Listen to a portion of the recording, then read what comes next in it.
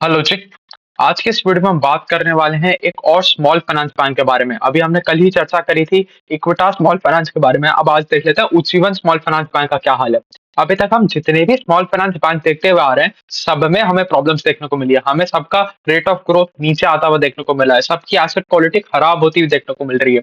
उसमें से कुछ ऐसे बैंक हैं जो फिर भी अपने आप को संभाल पा रहे हैं। जैसे सूर्योदय का रिजल्ट फिर भी कंपैरेटिवली ठीक था, रिजल्ट उसका भी खराब था, बट अगर हम बाकी स्मॉल फाइनेंस बैंक से कंपेयर करें, थोड़ा सा उसने अच्छा परफॉर्मेंस दिया। अगर हम बात करें इक्विटा स्मॉल फाइनेंस बैंक की, वो एकदम एक्सट्रीम एंड पे है, उसके रिजल्ट की बैंड बज गई। वो लगभग लगभग लॉस रिपोर्ट करने पे आ गई थी कंपनी। अब देख लेते हैं उज्जीवन का इस स्पेस में क्या हाल है। अगर हम शुरुआत करें कंपनी के मार्केट कैप के साथ, तो 6,500 करोड़ रुपीस के आसपास का कंपनी का मार्केट कैप है। अब देखो, कहानी वहीं आ जाती है। हमें सिर्फ और सिर्फ मतलब है आपकी लोन बुक की पेस ऑफ ग्रोथ से। अगर आपकी लोन बुक का पेस ऑफ ग्रोथ ठीक है, आप ढंग के रेट पे बढ़ पा रहे हो, तो वेल एंड गुड, सब कुछ बहुत बढ़िया। आप अपनी एसेट क्वालिटी सुधार के रखो और लोन बुक का पेस ऑफ ग्रोथ ऊपर की तरफ रखो। यही दो चीजें हमें चाहिए एक बैंक से, एक स्मॉल फाइनेंस बैंक से स्पेसिफिकली अगर हम बात करें तो। अगर इनके लोन बुक के पेस ऑफ ग्रोथ के बारे में बात करें, तो वो घट के रह गया सिर्फ और सिर्फ 15% ओवर वाई लेवल।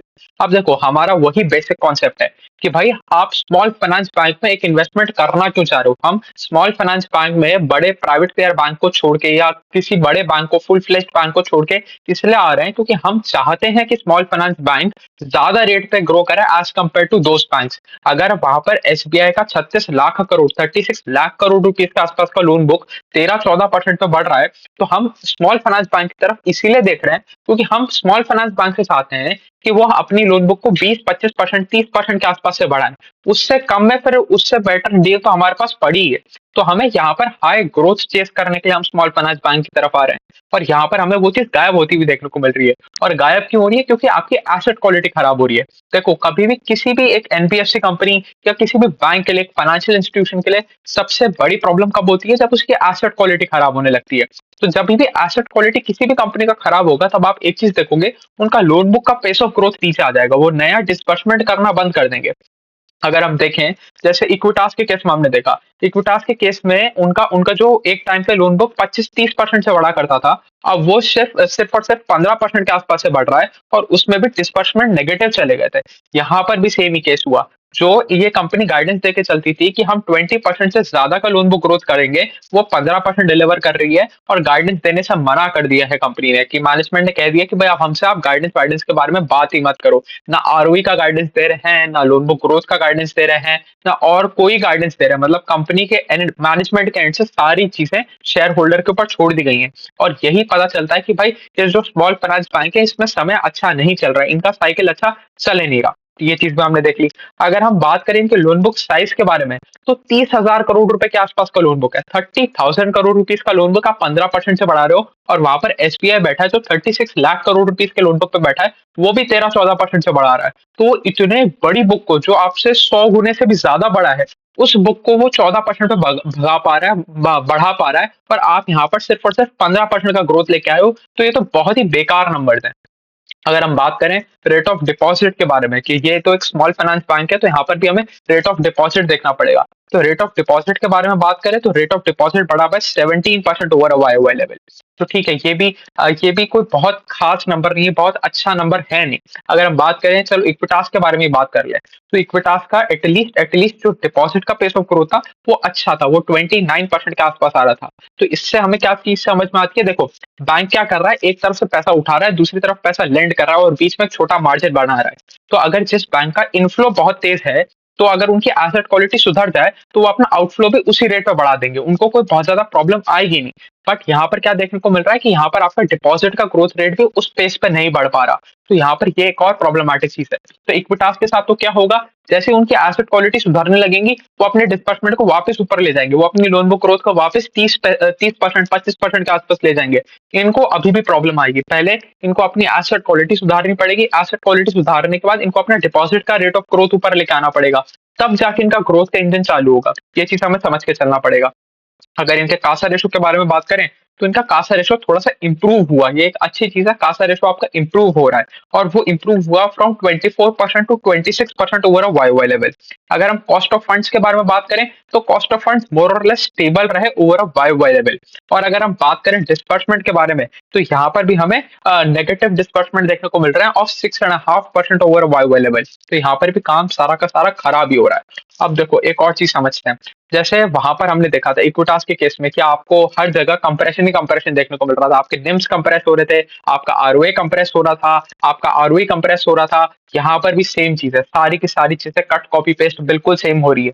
इनका भी आरओए जो एक टाइम पे 3.5% के आसपास रहता था वो आज करके 2% पे आ गया है। आरओई भी जो ये मोर देन 20-25% के आसपास का आरओई किया करता था, ये जो अब गिर के 15% के आसपास पे आ गया है। तो हर जगह इस कंपनी का बैंड ही बज रहा है। और क्यों बज रहा है? क्योंकि माइक्रो फाइनेंस लोन की है, जो पूरी की पूरी फाइनेंस इंडस्ट्री में प्रॉब्लम आ रही है।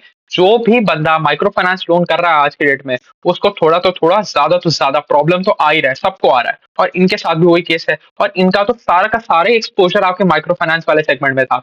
ये कंपनी का मोर देन 75% सेगमेंट आपका माइक्रो फाइनेंस वाले डिविजन में से आता है, जो हम कंबाइन कर रहे हैं with individual as well as joint lending group model. दोनों को मिला दो तो 70% से ज्यादा का एक्सपोजर है इस बैंक का टुवर्ड्स माइक्रो फाइनेंस सेगमेंट। तो जब आप इतना ज्यादा एक्सपोज हो एक ऐसी इंडस्ट्री से जो इस टाइम पे अच्छा कर ही नहीं रहा, तो आपकी वैसी बैंड बजना सही है। अगर हम थोड़ा सा लोन बुक सेगमेंटेशन देखने जाएं, 49% आता है माइक्रो ग्रुप लोन है, जो जॉइंट लैंडिंग ग्रुप मॉडल में चलते हैं कि भाई आपने 5-6 जनों को इकट्ठा करके एक साथ लोन दे दिया। सपोज 1 लाख रुपए का लोन 5 जनों को इकट्ठा करके दे दिया, तो ये जॉइंट लैंडिंग ग्रुप मॉडल होता है। तो ये जॉइंट लैंडिंग ग्रुप मॉडल 49%, 50% लगभग लगभग कॉन्ट्रीब्यूट करता है इनकी ओवरऑल लोन बुक का। और वो डीग्रू किया by 2% over Y Y level. और क्यों डीग्रू किया? क्योंकि इसी वाले सेगमेंट में प्रॉब्लम आ रही थी। यही वो सेगमेंट है, माइक्रो फाइनेंस वाला सेगमेंट है, जहां पर प्रॉब्लम्स देखने को मिल रहा था। अब देखो पहले ये इंडस्ट्री में 2-3-4 साल पहले क्या था, एक फेज आया था जब आप जॉइंट लैंडिंग ग्रुप मॉडल से लोगों को पैसा देते थे और आपकी रिकवरी बहुत अच्छा हुआ करती थी। तो इसमें फायदा, कंपनी को फायदा क्या दिखता था कि भाई आपने 5 जनों में बांट के लोन दिया है, तो पांचों की जिम्मेदारी बनती है उस लोन को पे करने की। तो एक एक नहीं तो दूसरा, दूसरा नहीं तो तीसरा मिल बांट के वो लोग लोन पे रीपेमेंट कर दिया करते थे। उसके बाद इन लोगों ने क्या किया था, जैसे जैसे जो जो लोकेशन हुआ करती थी, सपोज ये टीयर 5, 6, 7 कोई गाँव में गए, गाँव में जाके ये एक बैठक सी लगाते थे और जहां पर ये लोग महीने का सारा कलेक्शन करके लेके आते थे। तो जैसे अगर हम बात करें तो गांव में सपोज इन्होंने 5 ऐसे जॉइंट लैंडिंग ग्रुप बनाए हैं और 5 को इन्होंने एक साथ लोन दिया है। तो ये किया करते थे, इनकी कलेक्शन टीम जाया करती थी, एक पॉइंट इनका फिक्स होता था। जैसे गांव वाले एरिया में बैठक होती है, उस तरीके से इनके कलेक्शन सेंटर्स बने हुए थे कि सब लोग वहां पर आके जमा होते थे और इनको सारा का सारा रीपेमेंट मिल जाता था। फिर ये डिजिटल फॉर्मेट में भी गए थे। बट अब क्या हो रहा है, इनके जो भी इनका मीटिंग हो रहा है, जो जिसमें इनको ईएमआई मिलता है, जो कलेक्शन वाला काम है, उसमें लोग बागों ने आना ही बंद कर दिया, वहां पर अटेंडेंस ही बंद हो गई है। तो यहाँ पर और भी ज्यादा प्रॉब्लम आ रही है। इसलिए आप देख रहे हो ये जितनी भी माइक्रो फाइनेंस वाली कंपनी है, सब जबरदस्त पेस पर हायरिंग कर रही है और हायरिंग कर रही है सिर्फ और सिर्फ अपने कलेक्शन वाली टीम में। कलेक्शन वाली टीम इनकी बढ़ती जा रही है। तो इस तरीके की हायरिंग से तो कोई फायदा है नहीं। अगर हम इनके ब्रांच एक्सपेंशन के बारे में बात करें, पिछले 3 क्वार्टर में इन्होंने एक नई ब्रांच नहीं खोली है, एक भी नई ब्रांच नहीं खोली है। ये बहुत प्रॉब्लमेटिक स्थिति है। अब ये हो क्यों रहा है? क्योंकि आपको पता है भैया, अभी जितना हम लोन दे रहे हैं वो उसी को हम नहीं संभाल पा रहे, उसी पे हम रिकवरीज नहीं कर पा रहे। तो जहां जहां पर अभी हमने ब्रांचेस खोल रखी हैं, वहां पर मैन पावर बढ़ाओ, वहां पर कलेक्शन टीम और बेहतर करो, जो हर घर जा जाके अपना ईएमआई लेके आ पाए। हम पहले रिकवरी पे फोकस करेंगे, बाद में डिस्बर्समेंट पे, बाद में नया लोन डिस्बर्स करने के ऊपर फोकस करेंगे। इसीलिए ना तो कोई ब्रांच एक्सपेंशन का रेट हमें देखने को मिल रहा, और सिर्फ जो मैन पावर बढ़ रहा है, जो आपका खर्चा बढ़ रहा है, वो टुवर्ड्स कलेक्शन बढ़ रहा है। और कलेक्शन में कभी भी खर्चा बढ़ना कोई भी अच्छी चीज होती नहीं। ये चीज भी हमने देख ली। अब चलो हम वापस आ जाते हैं लोन बुक सेगमेंटेशन पे। तो हमने समझ लिया 49% तो आ रहा है हमारा माइक्रो जॉइंट ग्रुप वाले मॉडल में से, जो डिग्रू किया by 2% over Y Y level. 15% आ रहा है इंडिविजुअल लोन से, जहां पर 35% के आसपास का हमें ग्रोथ देखने को मिला। 19% आ रहा है affordable housing loan, gold loan, vehicle loan से। ये ग्रो किया by 43% over Y Y level. 5% आ रहा है हमारा एमएसएमई लोन से, जो ग्रो किया बाय 5%। और रिमेनिंग 12% आता है हमारा अदर सेगमेंट वाले लोन से। तो ठीक है, ये हमने लोन बुक सेगमेंटेशन भी समझ लिया। बट आपका प्रॉब्लम यही है, आपका ज्यादातर एक्सपोजर, जितना मतलब मैक्सिमम एक्सपोजर आपका टुवर्ड्स माइक्रो फाइनेंस है, और माइक्रो फाइनेंस की साइकिल बिल्कुल खराब हो चुकी है। यही चीज हमें इनकी एसेट क्वालिटी में भी देखने को मिलती है। अगर हम देखें इनका इनका ग्रॉस एनपीए नंबर खराब हो गया, इनका नेट एनपीए नंबर खराब हो गया। इनका ग्रॉस एनपीए नंबर पहुंच गया 2.5% के आसपास का, और नेट एनपीए नंबर पहुंच गया 0.6% के आसपास का। अब देखो यहाँ पर एब्सोल्यूट नंबर नहीं देखना, हमें ट्रेंड देखना है। ट्रेंड खराब हो चुका है, पिछले 3 क्वार्टर से इनके ग्रॉस एनपीए नंबर लगातार ऊपर जा रहे हैं और सब्सटैंशियली ऊपर जा रहे हैं। तो ये चीज हमें देख के चलना पड़ेगा। तो यहाँ पर प्रॉब्लम्स प्रॉब्लम्स ही प्रॉब्लम्स देखने को मिल रही है। आप चाहे इनकी डीपीडी बकेट्स देखो, डीपीडी बकेट्स में भी प्रॉब्लम है, चाहे आप स्लिपेज रेशो देखो, स्लिपेज रेशो में प्रॉब्लम है। और ये कंपनी अपने प्रोविजंस को उस रेट पे नहीं बढ़ा रही। पहले एक पॉइंट ऑफ टाइम पे ये 98 99% के आसपास का प्रोविजन कवरेज रेशो रखा करते थे। वो 98 99% का प्रोविजन कवरेज रेशो घट के आ गया है 77 78% के आसपास। तो अब देखो हो क्या रहा है, चीज समझते हैं।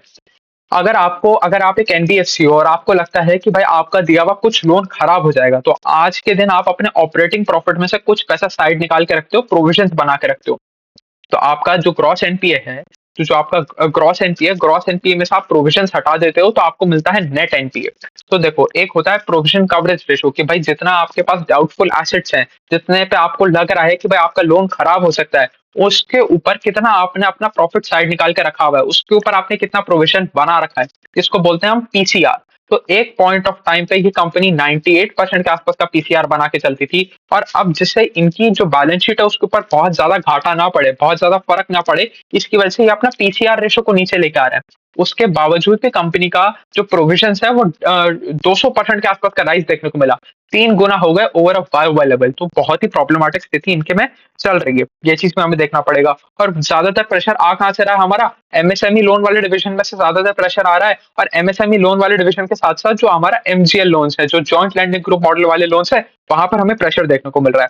अब फाइनली अगर हम बात कर लें थोड़े से नंबर्स के बारे में, तो जैसे हमने स्टार्टिंग में देखा था, इनका आरओई गिर गया from 28% to 15.7% over a Y level. और अगर हम बात करें इनके जो बैलेंस शीट के नंबर्स के बारे में, तो इनका total income went up by 3% over a Y level. Operating profit was down 4% over a Y level, and the net profit was down 29% over a Y level. तो बैंड बच गया है कंपनी का। और उसमें भी ये जो प्रोविजंस है, जैसे हम देखें, अगर हम ऑपरेटिंग प्रॉफिट के बारे में बात करें, तो ऑपरेटिंग प्रॉफिट के बाद हम दो चीजें माइनस करते हैं। हम एक तो माइनस करते हैं प्रोविजन, दूसरा माइनस करते हैं हम टैक्स। तो टैक्स मोर और लेस कांस्टेंट रहेगा, आपका कभी भी टैक्स रेट चेंज नहीं होता, ऐसा हम अज्यूम करके चलते हैं।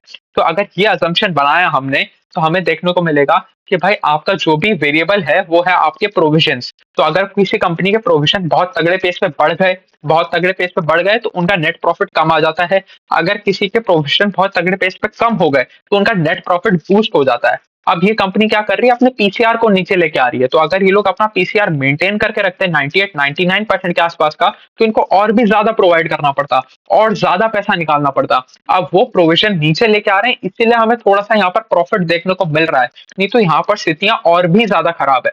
तो मतलब कुछ कुछ खास तो हो नहीं रहा किसी भी स्मॉल फाइनेंस बैंक के बारे में। अगर हम आज बात करें, तो कुछ बहुत ढंग का ये लोग कर नहीं पा रहे, और यहाँ पर भी हमें सेम ही प्रॉब्लम देखने को मिल रहा है। तो मोर और लेस अभी तो हमारा जो काम बनता है वो यही बनता है कि भाई जितना ज्यादा हो सके इन सारी कंपनियों को ट्रैक करना है। जब रिवर्सल की बारी आएगी, जब हमें ये देखने को मिलेगा कि भाई अब इनके नंबर सुधारने लगे हैं, उस टाइम देखेंगे इनका क्या वैल्यूएशन है, कौन महंगा बिक रहा है, कौन सस्ता बिक रहा है, वैल्यूएशन के बारे में बात उस टाइम करेंगे। अभी जब कंपनी कुछ ढंग का परफॉर्मेंस ही नहीं लेके आ रही, हम एक पैरामीटर उठा के ऐसा बोल नहीं सकते कि चलो इस पैरामीटर में तो कंपनी ने अच्छा परफॉर्म किया, तो ऐसे टाइम पे इस कंपनी का वैल्यूएशन निकाल के कुछ बात बनती नहीं है। तो चलिए अभी के लिए इतना ही रखते हैं। Thank you.